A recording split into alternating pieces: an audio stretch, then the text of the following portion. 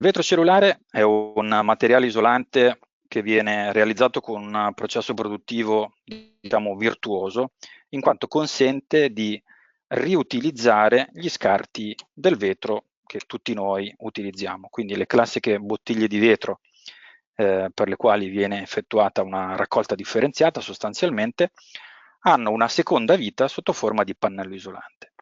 Come avviene la produzione di questo materiale?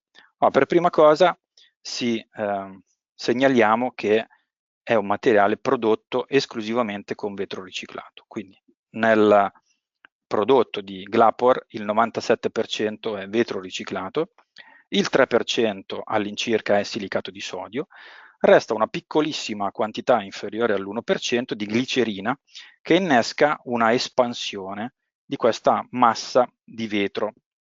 Il vetro derivante da riciclo viene quindi per prima cosa macinato, viene ridotto a polvere sostanzialmente, viene poi passato in una sorta di forno che tende a liquefare o comunque rendere il materiale una sorta di vetro fuso e nel momento stesso in cui si inserisce questa glicerina il materiale inizia a lievitare, a gonfiarsi, quindi si innescano una serie di reazioni chimiche che generano dei gas che creano le porosità in questo materiale. Le porosità sono quelle che rendono il materiale quindi leggero, ma soprattutto termicamente isolante. Alla fine di questo processo produttivo è possibile ottenere due tipologie di prodotto di vetro cellulare. Il pannello, comunemente chiamato anche lastra di vetro cellulare, piuttosto che la ghiaia o i ciotoli, insomma, questa è la duplice definizione.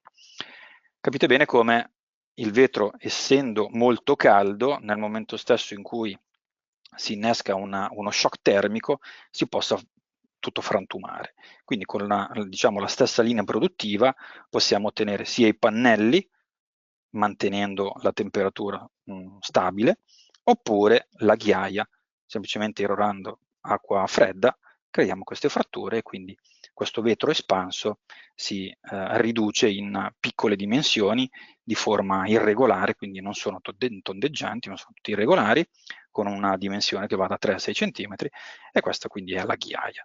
Poi più avanti vedremo quali sono le principali applicazioni. Le lastre hanno un formato di 60x80 cm standard e spessori da 4 cm fino a 14 cm. Dopodiché è possibile avere anche fuori formati molto grandi, formati molto piccoli, spessori molto piccoli anch'essi, piuttosto che anche lastre abbinate o lastre pendenzate, molto utili ad esempio in copertura.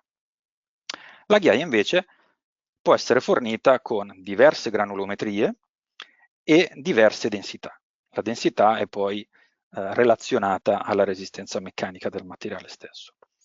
Fornito anche con diverse metodologie in cantiere, quindi o in grossi sacchi, big bag da circa 3 metri cubi, oppure sfuso. A secondo delle tipologie di applicazioni può essere più comodo l'uno o l'altro metodo di fornitura. Bene, ora cerchiamo di capire quali sono le proprietà particolari di questo materiale, che lo rendono così innovativo e unico nel panorama edilizio. Allora, per prima cosa sicuramente è la sostenibilità. Come dicevamo è un materiale costituito al 97% da vetro riciclato, in quanto tale è anche facilmente smaltibile come inerte volendo in discarica, ma gli sfredi sono talmente limitati che il problema quasi non si pone. Sostenibilità e durabilità, in quanto materiale completamente minerale e inerte, è inattaccabile da umidità, da sostanze aggressive che possiamo trovare anche nei terreni di fondazione, perché come vedremo viene spesso utilizzato per isolare fondazioni degli edifici, resistente anche all'attacco di insetti, roditori. È un materiale assolutamente duraturo e resistente da questo punto di vista. Altra resistenza è quella invece meccanica, quindi resistenza a compressione in particolare. Il pannello di vetro cellulare, ma anche la ghiaia, sono i materiali edili isolanti più resistenti a compressione che abbiamo a disposizione sul mercato. Questa cosa è molto utile, come vedremo più avanti, nella parte ovviamente fondale dell'edificio.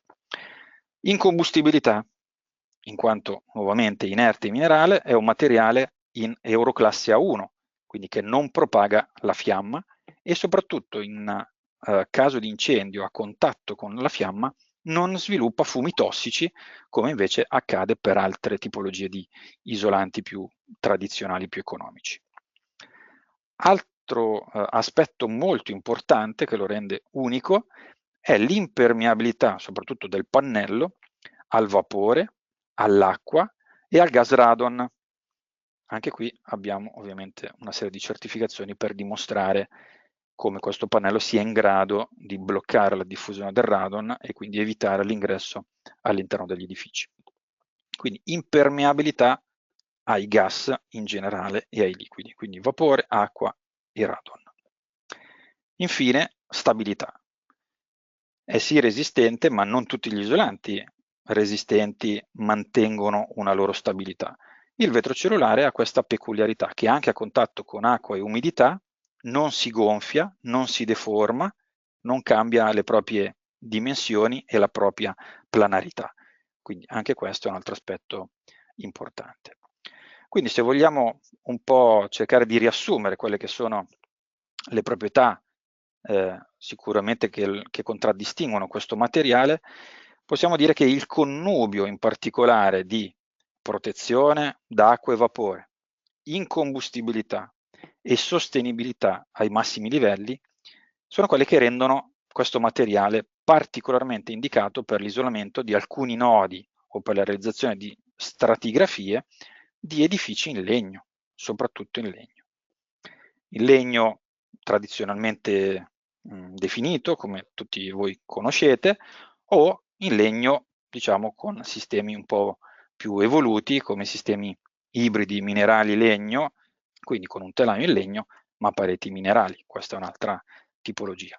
Comunque, in tutti i casi in cui vi sia o solamente il telaio di legno o tutto l'edificio realizzato in legno, il vetro cellulare si sposa molto bene, perché oltre a isolare termicamente l'edificio, tende a proteggerlo da quelle che sono le fonti di danno tipiche di questo materiale, in primis l'umidità e l'acqua evidentemente.